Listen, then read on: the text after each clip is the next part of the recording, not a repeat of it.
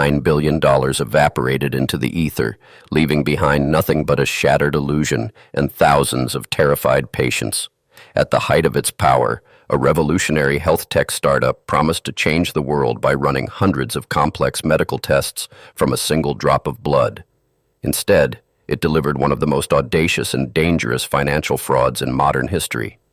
The deception did not merely drain the bank accounts of elite venture capitalists, it gambled with human lives, issuing fabricated medical results to unsuspecting citizens. This is the anatomy of a monumental lie, a masterclass in psychological manipulation that exploited the deepest vulnerabilities of the global financial system. At the center of this sprawling deception stood the Edison machine, a proprietary device touted as a miraculous leap in diagnostic technology. The premise was intoxicatingly simple. A tiny finger prick would yield a micro-sample of blood, which the Edison would then analyze to detect everything from high cholesterol to cancer. But behind the sleek casing and aggressive marketing, the technology was fundamentally broken. The laws of physics and fluid dynamics cannot be bypassed by sheer willpower. Blood drawn from a capillary is often contaminated with tissue fluid, and the minuscule volumes collected were simply insufficient for standard chemical assays.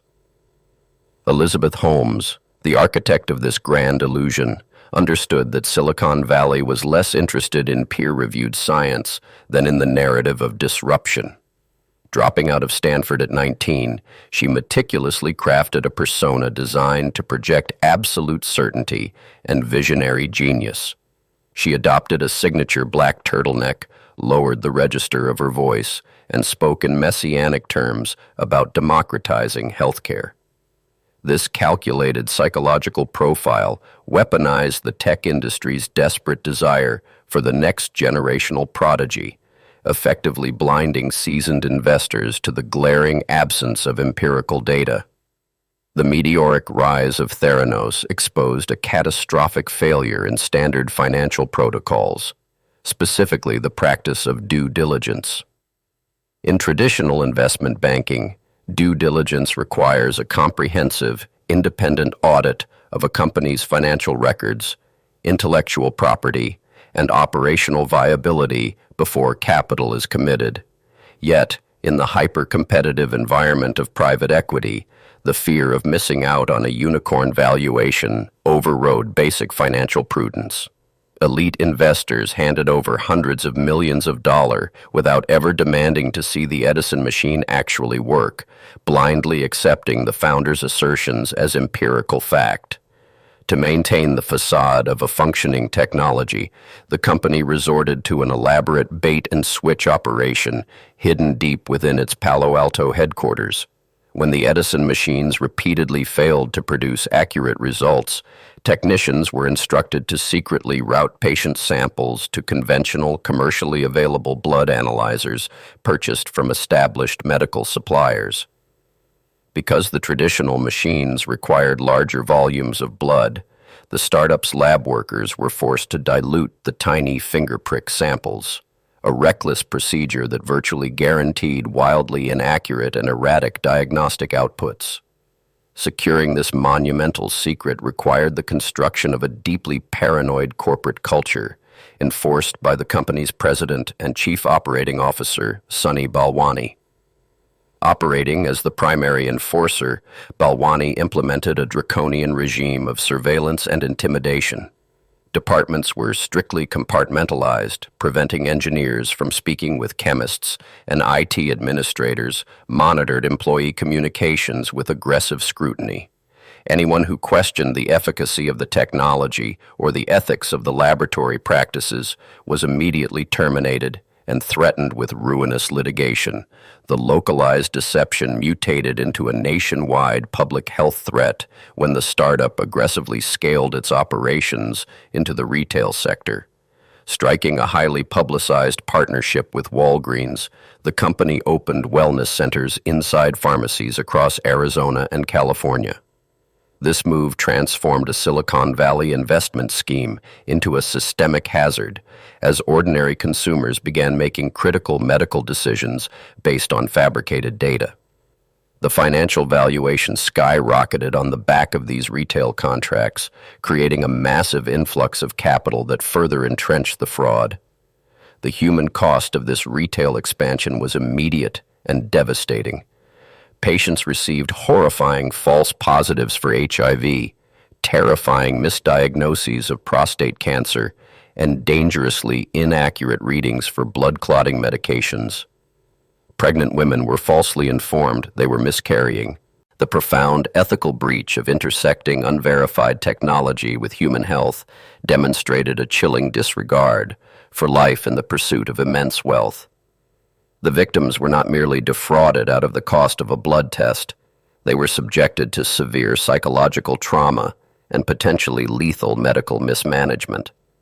The impenetrable fortress of secrecy finally began to fracture when a handful of courageous whistleblowers, deeply disturbed by the laboratory practices, sought out external intervention.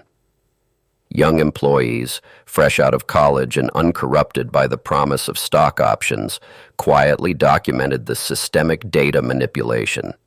They smuggled out internal emails, quality control reports, and evidence of the secret basement laboratories. Their actions initiated a clandestine transfer of information to investigative journalists, setting the stage for a catastrophic collision between the startup's carefully curated narrative and objective reality. The subsequent publication of a devastating expose in the Wall Street Journal acted as the catalyst for immediate regulatory intervention. The narrative shifted rapidly from a story of technological triumph to a forensic criminal investigation. The Centers for Medicare and Medicaid Services, the federal agency responsible for overseeing clinical laboratories, launched a surprise inspection of the company's facilities. Their findings were damning, officially declaring that the laboratory posed immediate jeopardy to patient health and safety, effectively validating the whistleblower's claims. As federal inspectors dismantled the operational lies, the structural rot at the highest levels of corporate governance became glaringly apparent. The startup had assembled a board of directors filled with former cabinet secretaries, retired military generals, and seasoned diplomats. While these figures projected an aura of unimpeachable credibility and geopolitical power, they possessed absolutely no expertise in medical diagnostics or complex financial auditing. This intentional misdirection weaponized prestige to deflect scrutiny, proving that even the most sophisticated oversight mechanisms can be neutralized by the sheer gravity of a charismatic leader. Forensic accountants and federal investigators soon uncovered the depths of the data manipulation required to keep the illusion alive. The company engaged in a scientific variation of creative accounting, a deceptive practice where financial or operational data is intentionally distorted to present a falsely positive image. When quality control tests on the Edison machines failed, technicians were ordered to systematically delete the outlier results until the remaining data appeared statistically acceptable. This was not mere incompetence. It was a deliberate, calculated algorithm of fraud designed to deceive federal regulators and corporate partners. In the immediate aftermath of the initial journalistic revelations, the architect of the fraud chose not to retreat, but to double down with astonishing audacity.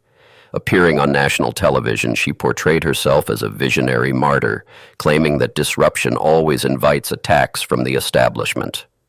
This moment of public defiance highlighted the terrifying psychological resilience of the perpetrator. The ability to look directly into a camera and lie with absolute conviction while fully aware that federal agencies were closing in underscored the sociopathic dimensions of the deception. To suppress the escalating crisis, the company unleashed one of the most aggressive and expensive legal defense strategies ever witnessed in the technology sector. High-powered attorneys were deployed to harass whistleblowers with private investigators, threatening them with financial ruin for violating non-disclosure agreements. Journalists were bombarded with intimidating legal threats in a desperate attempt to kill the story before it could trigger a wider panic among investors. This scorched earth tactic revealed how vast financial resources can be weaponized to silence truth and obstruct justice. The intimidation tactics ultimately failed against the sheer weight of federal authority.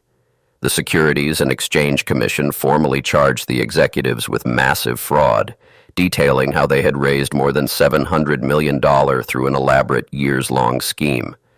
The indictments meticulously outlined the false statements made to investors regarding the company's financial health, its technological capabilities, and its non-existent contracts with the Department of Defense. The transition from a celebrated unicorn to a criminal enterprise was swift and brutal. The collapse of this empire sent a violent shockwave through the global venture capital ecosystem, fundamentally altering the landscape of health tech investment. The era of fake it till you make it was abruptly terminated when human biology was involved. Investors, burned by the profound embarrassment and financial loss, instituted rigorous new frameworks for scientific validation. Legitimate medical startups suddenly faced overwhelming skepticism and punitive demands for clinical data as the market desperately attempted to inoculate itself against the next charismatic fraudster. Analyzing the psychological architecture of the fraud reveals a dangerous intersection of extreme ambition and cognitive dissonance. The perpetrators likely began with a genuine desire to revolutionize medicine, but when the physics of fluid dynamics refused to yield to their timeline, they chose deception over failure. This transition from optimistic exaggeration to systemic calculated fraud highlights how the intense pressure to maintain a multi-billion-dollar valuation can corrupt even the most fundamental ethical boundaries. The delusion of eventual success became the justification for present-day criminality. When the final accounting was complete, the devastation was absolute. A valuation of $9 billion was reduced to zero. Elite investors lost their entire capital injections, while thousands of employees lost their livelihoods and professional reputations. But the darkest legacy remains with the patients who were treated as collateral damage in a Silicon Valley experiment. The trauma of false diagnoses and the profound betrayal of medical trust left scars that no financial restitution could ever heal. The saga of this fake blood test stands as a permanent, glaring warning about the vulnerabilities of modern capital markets. It demonstrates that no amount of wealth, prestige, or regulatory framework is entirely immune to the intoxicating power of a well-crafted narrative. When the desire to believe in a miraculous solution overrides the rigorous demand for empirical proof, the doors to monumental deception are thrown wide open. The true danger lies not just in the technology that fails, but in the human willingness to fund the illusion.